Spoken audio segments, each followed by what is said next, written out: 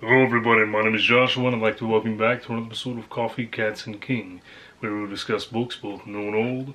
I will share with you pictures of my cats who will make you wish they were your cats, and I will drink enough coffee for me and everybody watching. Now, some have called this mug ugly. I call it adorable. What do you think? Shirt is just my Sublime shirt. I do have a kitty joining me today. Havoc. Hi, buddy. You gonna help out?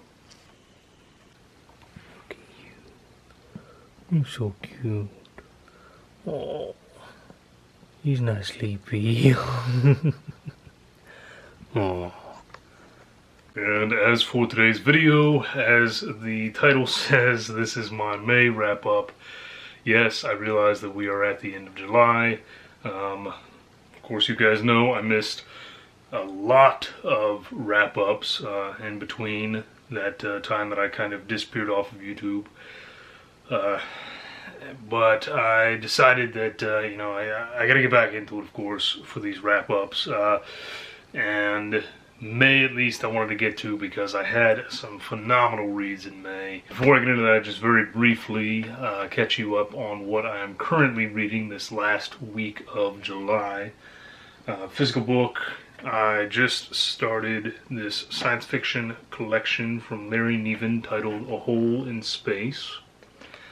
If I finish this, which I'm sure I will, it's relatively short, then I'm going to go on and start on my first book for August, which is going to be my first Darcy Coates book, Parasite, which I will talk about more, of course, in my August TBR. Ebooks, I just started World War Cthulhu, which should definitely take me to the end of the month. It's a little over 400 pages, I believe. Audiobooks, I'm on Robin Hobb's Assassin's Apprentice, which is the first in the Farseer trilogy from her. Very much enjoying it. I will wrap that up about a week into August, so you'll kind of hear me talk about that again as well. Now, as far as the May wrap-up, so in May I kind of went a little crazy. Apparently I read 26 books in May. I don't know how that happened, but it did. So, to move things along just a little bit quicker, because we know that I can be very chatty, I'm probably going to skip over actually talking about any book that got, say, 3 stars or less. Might have a thing or two to say about it, but otherwise I'm just going to skip those and move right on to the good stuff. So, first book in May was People in the Castle by Joan Aiken, and it was 2 stars for me. Her writing is just really bizarre. Some people dig it. I clearly did not in this case. Book number 2 was American Elsewhere by Robert Jackson Bennett. This ended up being a 3.5 star for me. This is a very lengthy novel. I listened to the audiobook and I'll keep this one short as well. It does have Lovecraftian themes, and I was enjoying it up to a point. Things are very bizarre in this book. A lot of weird occurrences around this particular town, and then when you start getting answers, that's where the numbers started dropping for me. Because once you start getting the answers, it's just so bizarre that you don't know what to think. And there are some scenes in there where I was just, I was mind-boggled that it was the same book I had been reading previously. Book number 3, this was Stephen King's Fairy Tale, which I ended up giving about 2.5 stars to, so that is now right alongside Sleeping Beauties as my least favorite Stephen King. So, yeah. Finally, onto a 5-star read for the month. My 4th book was Slash Tag by John Kahn, which you guys have heard me talk about at this point. I loved this book. It was so much fun. This is about a group of influencers that are offered the chance to come to this sort of infamous haunted hotel where a bunch of people were murdered to solve puzzles in sort of an escape room style. And ultimately the winner gets to be the official sponsor of this new all-encompassing social media platform, and in addition they get a ton of money given to a charity of their choice. They're all in a lot of danger at this haunted hotel because it is in fact still seems to be haunted and still seems to want to take more victims. So excellent read. It could have been really schlocky and over the top, and it wasn't. There's definitely some humor involved, but overall fantastic read, and some actually genuinely scary, creepy, terrifying moments, especially once you get to the dog scenes. Yeah. Next book, number 5 for the month, was Chupacabra Vengeance by David Bowles. This is a short story collection by this gentleman. Haven't read anything by him before. This is about a 4.5 star read for me. Really excellent stories in this. I actually have someone I intend to send this to in hopes that he will enjoy it as much as I did. This one does not hold back. The stories here are very graphic and they're going to make you very uncomfortable. Delves a lot into immigration, into life in Mexico, in particular in the slums of Mexico, and how people from that region are treated when they come this way. So, like I said, it does not hold back there. There's some really disturbing stuff here, both in the social commentary as well as just in the general horror. Next up was Swordbird by Nancy Yi Fan. And this was a really interesting read in that it was written by a 13-year-old. Now, this is an older book at this point, so I believe she is now an adult. But the fact that she wrote it at 13 is incredible, and the fact that it was so enjoyable was even more incredible. So this was a 5-star read for me. Again, I'll keep it short and sweet. If you are a person that enjoys Redwall and the series following, then you will very much enjoy Swordbird. If you are looking for something to get a younger audience into fantasy, Swordbird is an excellent one. This is part of a series as well, and I would love to pick up the other books in the series and continue it because this was a really excellent read. Number 7 is The Abominable Snowman of Pasadena by R.L. Stine. This is definitely on the weaker end of the Goosebumps original series. This is a 2.5 star for me. It just doesn't work. I don't think it's scary in any way. I don't think that it lives up to what it even offers in the brief synopsis and in the title. And it's definitely not one of his best. Book number 8 is another one that I talked about in one of my tag videos recently, my mid-year freak-out book tag. This is Leia Litke with Prom Dress. This was a 5-star read as well, and this is one of those point horrors that I think really flew under the radar because I've not heard anyone talk about this book, and I think it is definitely one of the better point horrors. Very surprised by this. You would think that the idea of a prom dress that brings misfortune to those who wear it would be silly, and that at some point people would realize that this dress is evil, I guess, and do something about it. But it's explained in a very efficient way in this book, and I love the uniqueness of what this dress does to its wearers. instead of just harming them. You know, it's something very personal to each of them.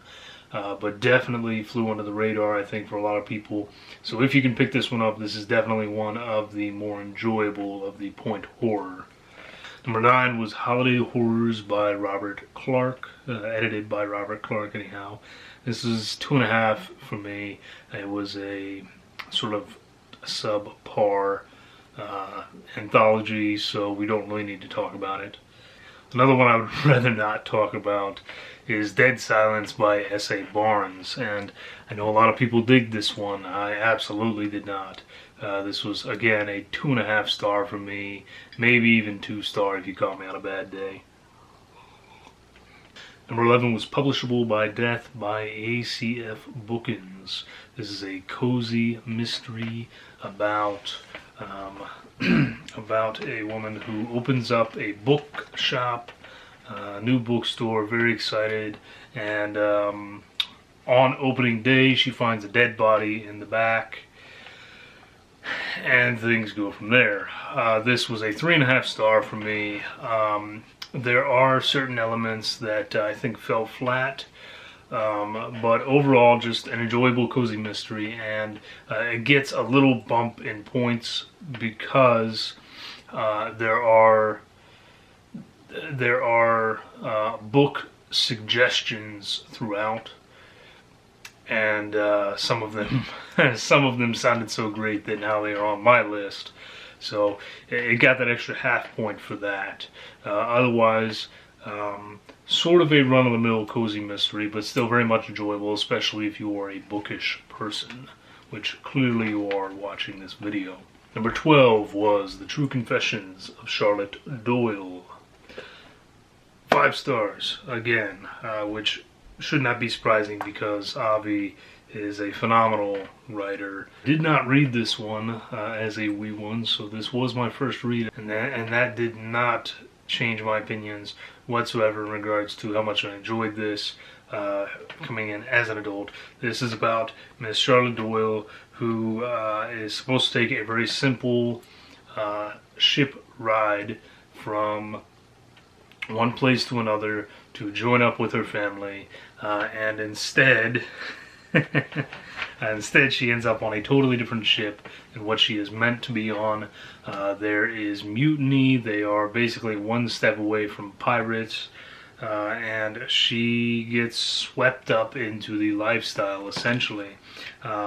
She is accused of murder, and it's a wild ride, but so immensely enjoyable. I loved every moment of this book. Couldn't put it down, and I was very, very impressed. Definitely one that you should not pass up as an adult just because you think that it is for a younger audience. The next one was a reread for me. This is my favorite science fiction anthology of all time. This is Machines That Think, edited by Mr. Isaac Asimov. Keep it very simple and sweet.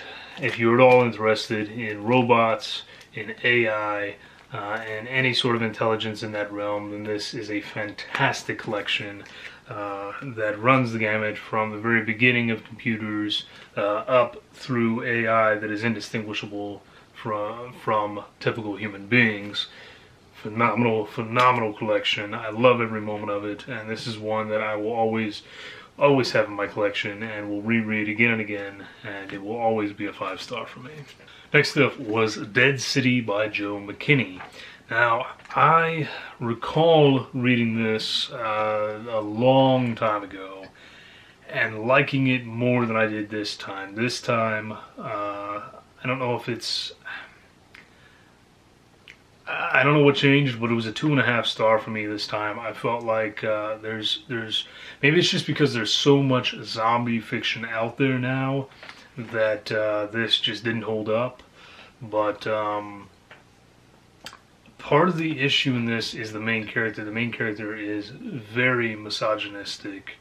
There are things said and done within this book that just it made me think, man, that is not cool, and they just get away with it. And sure, there's a zombie apocalypse going on, but this man is supposed to be a police officer. So the things he does, I think, are doubly wrong, and it wasn't a good read. It really wasn't a good read. If you want good zombie fiction, then pick up Pride and Prejudice and Zombies. Pick up a Joe Ledger novel. Don't necessarily pick up Joe McKinney. Next up was Just a Girl by Sinister Smile Press. This is an anthology of horror stories, mostly about and written by females. This was a little bit of a letdown. I was expecting more, I think. It ended up being a 3-star read for me. And I don't know, I was hoping for more. And it didn't happen. I felt like there was a sameness to a lot of the stories. And again, there's definitely better out there. I do, however, appreciate what Sinister Smile Press was trying to do with this anthology, and I hope that they will maybe make another attempt in the future. Next up, another 5-star read. This is Brian Harper with Shiver.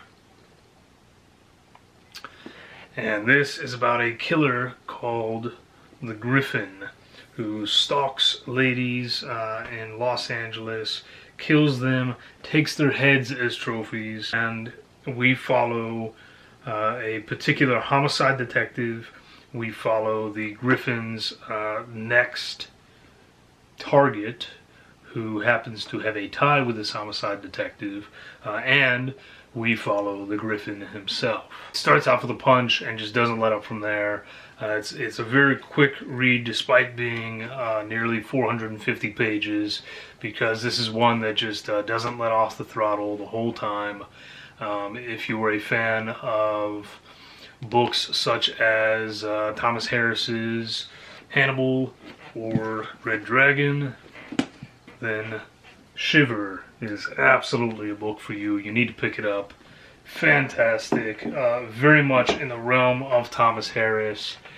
And I think just as well written in this case.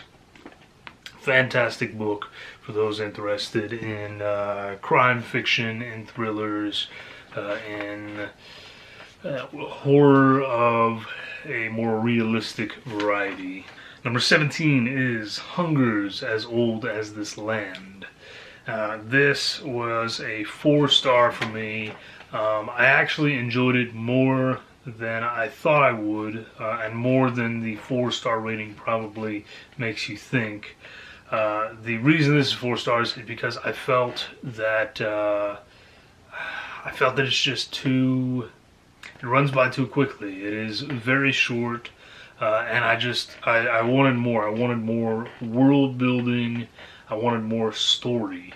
But for what's there, it's fantastic. It's about this little town that has sort of made a deal with these things in the mountains. They give them sacrifices, and for those sacrifices, the town is protected. They are given gold and food and other means of survival. And eventually someone else finds out about this and decides that they want in on it. Really excellent read, very fast, but very enjoyable. Love the cover, and like I said, despite only giving it 4 stars, if there'd just been a little more build up, a little more to it, then it easily could have been 5. So definitely gonna look out for this author though. Next up was Grandfather Tales. Now this was a letdown for me. I expected to enjoy this more than I did, but it just didn't work out. It was 2.5 stars, and we're not going to spend a lot of time on it because this video was long enough. Next is The Borrowers by Mary Norton. This was 3 stars for me. Again, I expected more from such a beloved classic, but honestly, I was a little bored. It was okay, but I in no way wanted to continue the series. So I am giving away my copies because I happen to own the whole series, of course, and they're just wasted sitting here with me. Number 20 is James Knoll with Mungwort which again I had high hopes for because it sounded interesting. This gentleman is gassed and taken to this farm where they grow these strange plants. There were a lot of issues with this book. The story itself really doesn't make much sense, and there are some glaring issues. But actually thinking about it more, this is probably a 2.5. Again, this is why I'm not telling you as much about the actual plot of the book, because it's not worth picking up in my opinion. Number 21 was the Southern Book Club's Guide to Slaying Vampires by Grady Hendrix. Okay, so this is my second Grady Hendrix. The first that I read was Horror Store. I loved that one. I thought it was very entertaining. I gave that one 5 stars.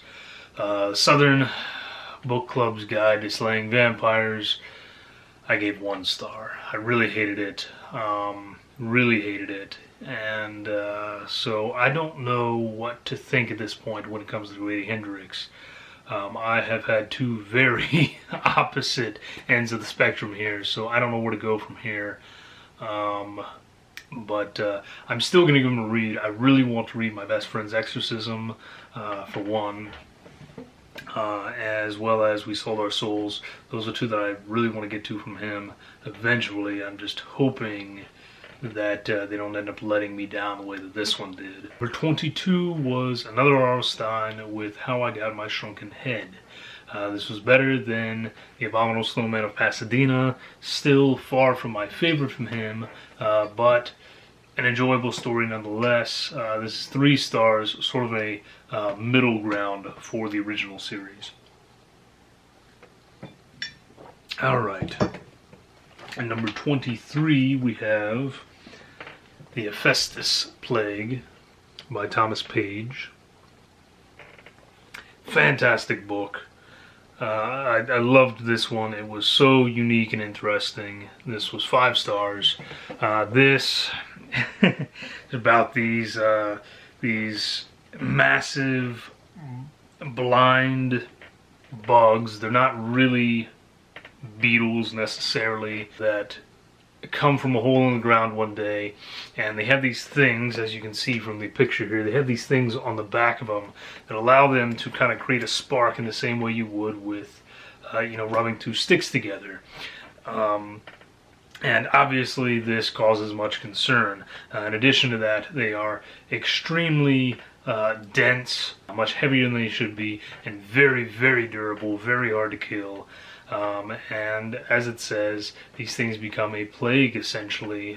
They start getting into the infrastructure of homes and buildings in the towns, causing fires, causing all sorts of issues. People are dying. Meanwhile, these folks are trying to figure out, these scientists are trying to figure out what these things are, where they came from, how to stop them. And you're getting that side, the scientific side, from these folks studying them. You're also getting the side from the normal folk, from farmers that really don't care what they are. They just know that they are ruining their livestock and crops, and that this is the end of them if these bugs don't get taken care of. Like I said, I didn't know what to expect going into this, but it was fantastic. And I will definitely be reading this one again in the future. This is great for any science fiction fans out there. Fantastic read here. Number 24 was Punk 57 by Penelope Douglas. This was the book that my wife gave me to read for the month. I ended up giving her Pen Pal by Dathan Auerbach. And we did a whole video talking about it. So if you're interested in my thoughts there, you can check out the video. I'll link it somewhere up here or down in the description or something to that effect. But it was a very interesting experiment and a much better one than our previous attempt. Now, number 25 was The Insatiable Hunger of Trees. This was another one that was rather interesting. I kind of picked it up on a whim. The title, more than anything, intrigued me. The Insatiable Hunger of Trees. It's an interesting title for an interesting book. This was 4 stars, and because this video is rather long already, I encourage you to look up a synopsis, a proper synopsis. It'll probably explain it better than I could anyway. But know that this was, again, a very enjoyable one, brought down by a few instances where I thought things became a little childish or just didn't quite add up, didn't quite make sense. But overall, excellent story. Check it out, read about it. I think it'll intrigue you enough that you'll want to pick it up. And then my final read in the month of May was Tabitha King's Small World, with this fantastic cover. Now, I have wanted to read this book forever. I mean, years and years and years. This is Tabitha King, wife to, of course, Mr. Stephen King. I got this book, purchased it from Juan over at Plagued by Visions, and it was a 2.5-star read for me. There were some enjoyable moments. Definitely not worth the over 300 pages that are invested in it, though, because a lot of this has nothing to do with this woman being shrunk down to the size of a tiny doll and the horror that is associated with this. A lot of this has to do with just random, boring, everyday things. So, like I said, somewhere between a 2.5 star on this. Major letdown. And honestly, some of those points are because of the really cool cover. This is one where I have to decide whether I want to keep it because of the awesome cover, or whether I want to get rid of it because it's really boring and just takes up space on my shelf. So, I don't know. If anyone is interested in this, let me know and I'll send it to you. But honestly, it's probably not worth your time. So, there you go. That was the May wrap-up. 26 books. I kind of ran through them as quickly as I could there, although I know this is still going to be a long video. I will be back soon with a June wrap-up, followed quickly thereafter with a July, and somewhere in there a TBR for the month of August. And I promise, once I'm caught up this time, I will go back to normal, where you won't be getting these sporadic wrap-ups months later. So, thank you all for joining me. Stay safe. Drink great coffee. Cheers.